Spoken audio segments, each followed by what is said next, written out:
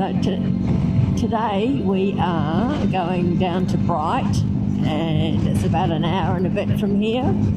And depending on how we're going for time and how the day's going, because it's looking a bit cloudy, we thought we might go up to Mount Buffalo for a look.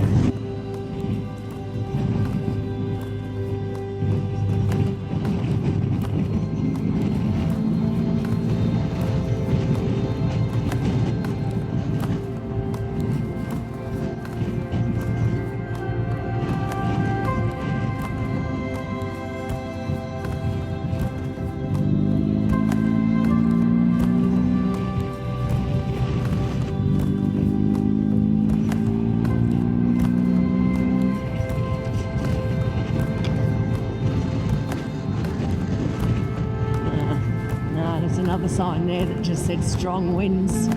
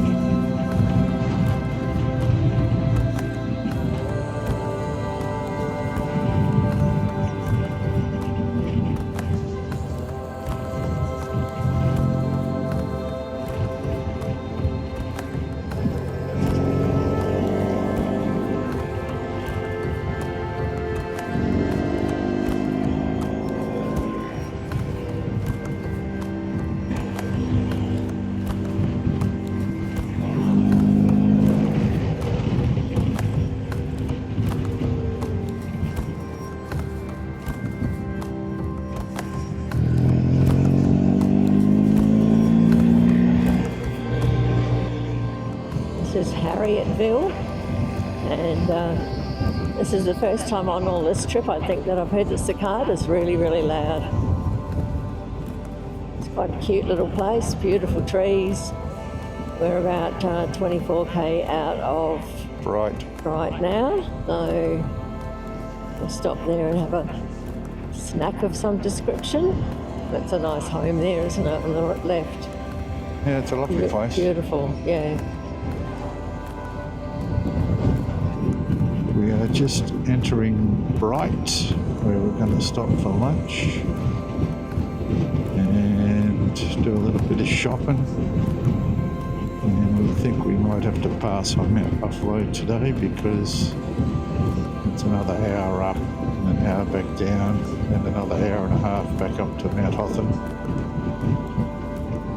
So sadly today we're not going to get to that destination right on the river. Centenary Park, very pretty, and I think sort of almost in town. That town is one street to the left. I think that guy was waving at us. I think he was waving at flies. Mm-hmm.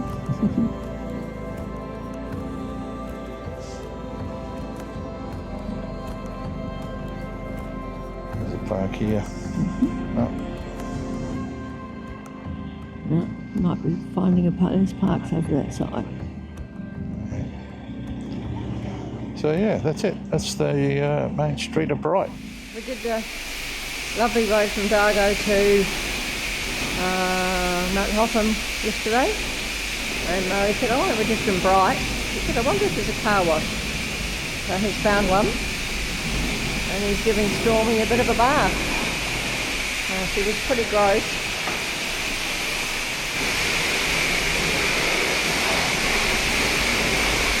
Fortunately, the seats don't stay very wet, so I'm not going to get a wet bum on the way home. That's looking a lot nicer. I said that's looking a lot nicer. And what I should have said before about the seats is it's not that they don't get wet, but they don't hold their water. So once Murray dries them off, then we've got to go to the supermarket and jump back on. They'll be dry and we won't get wet jeans.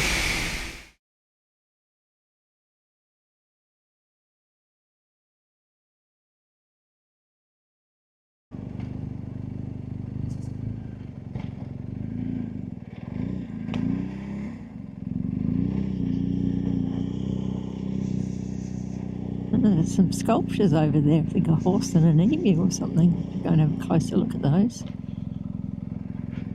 I just thought that I would film where our chalet is. So the reception is up to the left. Just as many people here as and yesterday. The directions that they give you aren't particularly brilliant.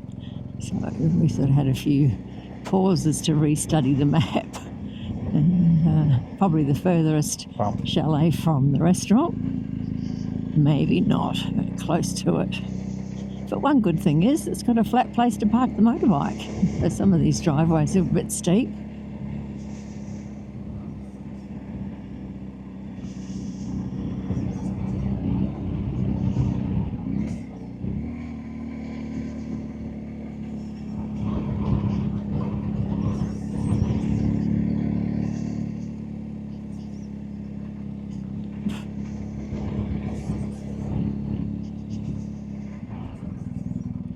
And this is us in here. Number 1.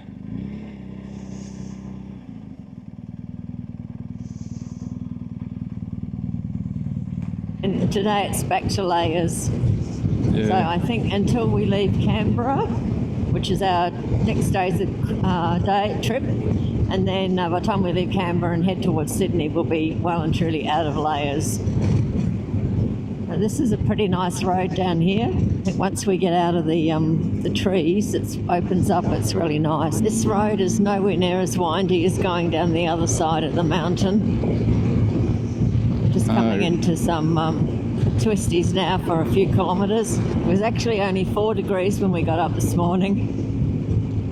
We knew it was going to be a cold night, and the chalet that we were in, we woke quite early and all I could hear was creaking, and I said to Murray, is that because it's so cold outside and warm and toasty inside? And he said, yeah, probably. Condition of the road on this side is not as good as the other side either. No, that's okay.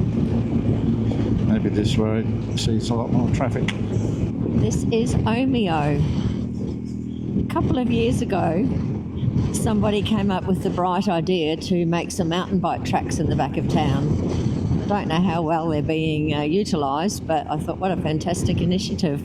And there's they call it a pump track. I don't exactly understand what that means, but I think it's for mountain bike training.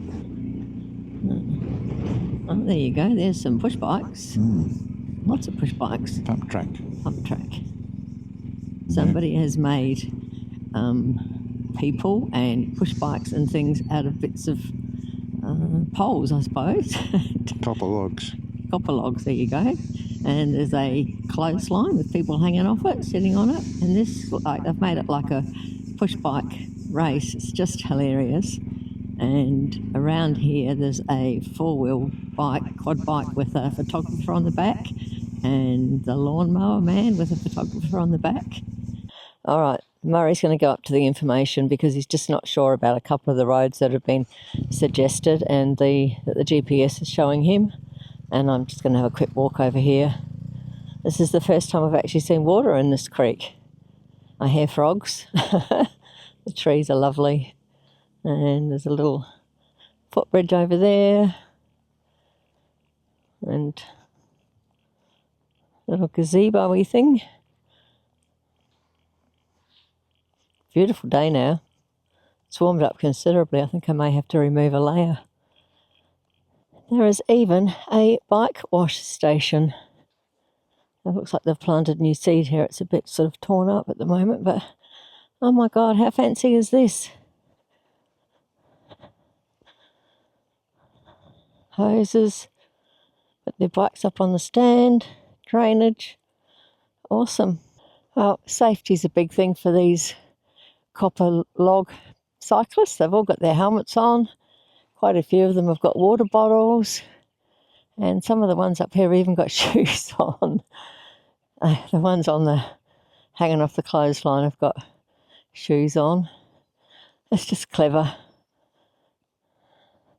And like the positioning of the cyclists, you know, like they all this guy's leaning over, working hard at it. This guy's having a drink. Again, it just makes me smile and laugh. Some people are so clever. Like these two are here, little people doing wheel stands. And yeah, they've got shoes on, some of them. Look at this one, legs up. Oh dear. A mother and a baby. Dad lying with a beer can. A dog and a something else, another child maybe. Oh, that's the Ambo. Oh my God. It's really nice through here. I think it must be 80 your way. Because a friend did say this was a really good road up to Jindabyne.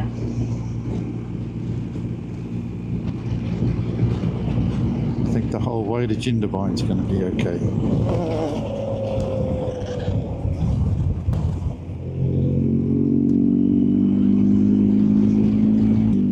Next 27 kilometres, windy road.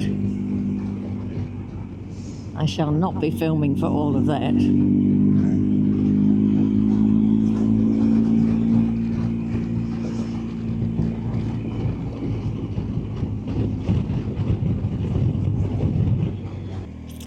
We are in the Alpine National Park.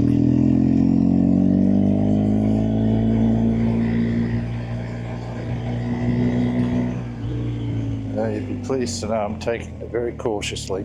So over here, this place is called Angler's Rest, which is sort of an indication that there might be fishing that happens there. Oh. Camera in the wrong hand. We just had to slow down for ducks crossing the road. Saw a place where we could stop as we were zipping down the side of the road, so we thought we'd pop in here and have a look. And we got a good view of that river that we've been looking at.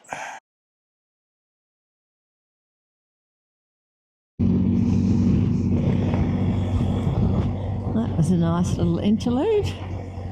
We've got a 5-minute stop and get off the bike. Really pretty little creek.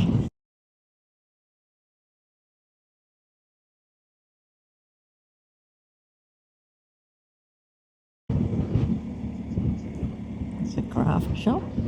There's a pub. There's fuel at the general store. Good use for the front of a Bedford truck. So this pub was renovated in 2011. Knocked sort of the back out, opened it all up. There's a big outdoor area on.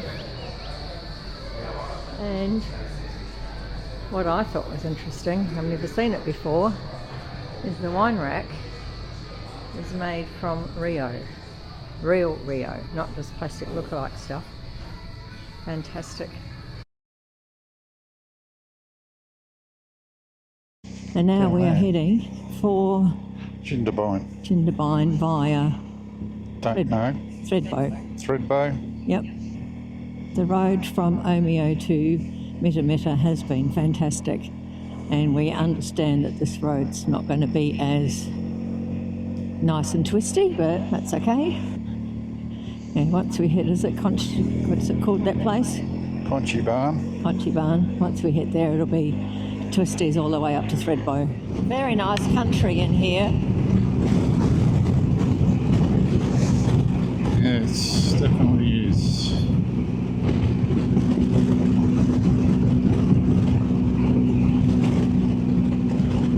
Not that much traffic either for a Saturday. It's been good. No, it's been fantastic. Yeah.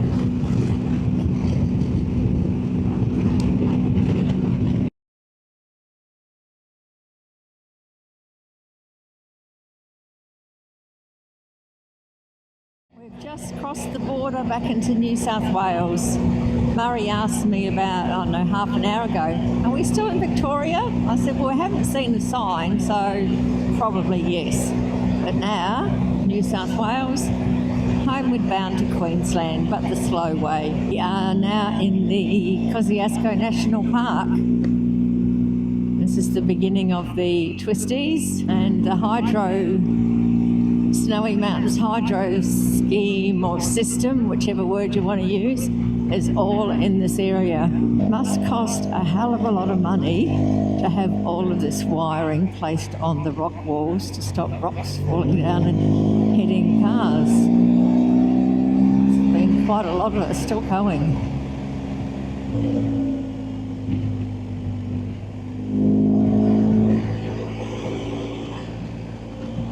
There's a power station down below. Oh. Snowy Hydro. The first time we did this road, we were on our Triumph Thunderbird Storm. We went to a Thunderbird flocking in Jindabyne, and the second time we did it, we were on this bike. The road has narrowed significantly from when we started on it.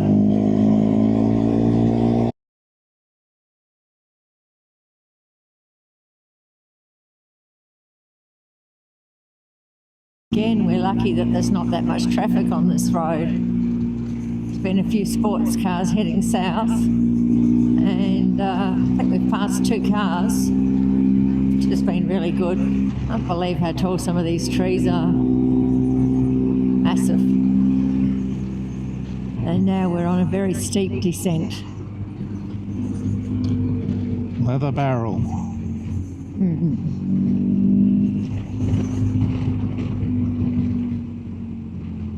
But I think we're going up again fairly quickly because that looks like the road over there. Where? Yeah. Whereabouts? Over there I can see the railing. So, Yeah, we do. yeah. I think we just come down to a river bridge, is it?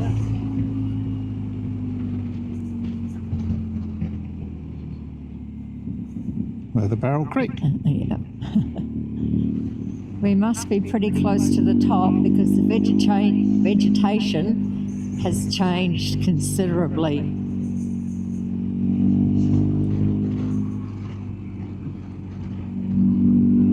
My ears just popped, so I guess we are pretty high. Yeah, I reckon we're pretty close to the top. Yep.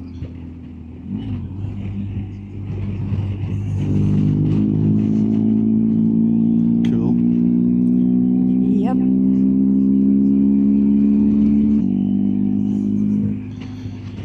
I thought they said this road wasn't suitable for caravans. Obviously, it's an exception. Mustn't be able to read. Desolate up there. Yep, and there's the view. We could be on the moon. Not sure that there's trees growing on the moon, darling. How would we know? Well, that is true. Seeing as how the original moonwalk was a fake.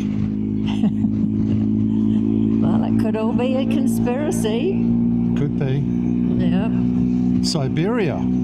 Oh, we don't need to go overseas after all because we're in Siberia. Oop. What was that all for? Oh, we nearly took out a magpie. Oh, didn't see it. Well, that's good, isn't it? Saves you screaming. Just crossing the Great Dividing Range. And look at that. Yep. There's lots of hiking up here, mountain bike trails. Fishing. Yep. And sometimes snow. But not today. Not today, no. Apparently it was the worst ski season they've ever had this year, so that's just a little bit bumpy. Oh, it is not. It is for my numb bum. Shouldn't be too far away now. If we follow the GPS, we'll get there at 8 o'clock.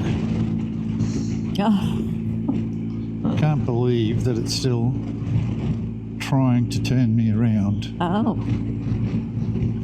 And I just haven't had a straight enough piece of road to turn the sucker off. Right. Well, when we go past Threadbow up here, you might be able to turn it off. Murray thinks that there's something wrong with the bracket for the GPS because it keeps losing power and turning itself off and then back on and trying to take him in all strange directions. We might just have to rely on the old-fashioned phone to get us to our accommodation for tonight. Over there. is the Thredbo ski village. Actually, that's probably not Thredbo, is it? Yeah. Oh, it is, yeah. And you can see the, I can see, oh, that was a bit low. It was a bit low. You can actually see the ski runs with the cleared grass patches.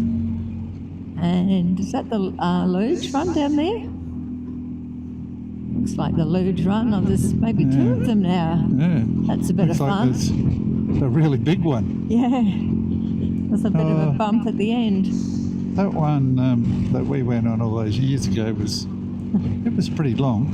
Yeah, it's not good for my back, that sort of activity anymore. No, which was good for me because I got a few more goes. Yeah, you do. You forgot to mention the snow hunting. Oh, I did, sorry. There's a little bit of snow just left at the top. Tiny bit of snow. We did go up in the chairlift here once just for a sightseeing thing, and it was so cold. Freezing. That we basically got off, took 2 photos and got back on and went down the bottom, even though we had beanies and scarves and all the winter gear. It's very cold, wasn't it? Freezing. Even freezing for Murray. Here is Lake Jindabyne. Doesn't look the prettiest today because there's no sun on it. It doesn't look like there's a lot of water in it either. No. Well, I suppose if they didn't get a lot of snow, Well, that's true. then there's not much water. 5 kilometres to Jindabyne. It's been a long day today on the bike, longer than we normally do. But it's one of those things, we're going to Sydney day after tomorrow.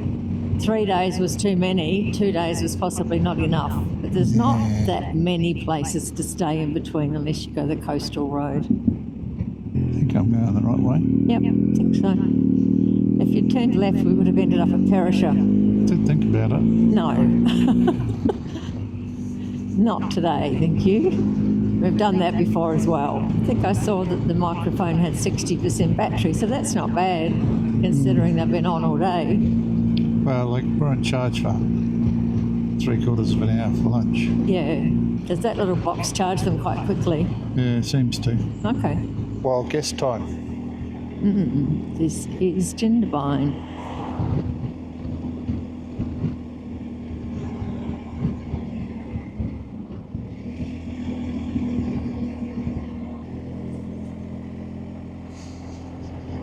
Big tree falling. down there. We stayed at further along, but yeah, we stayed at the Kookaburra Lodge last time we were here.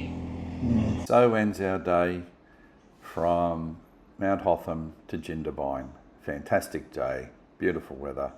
Thanks for watching. Bye.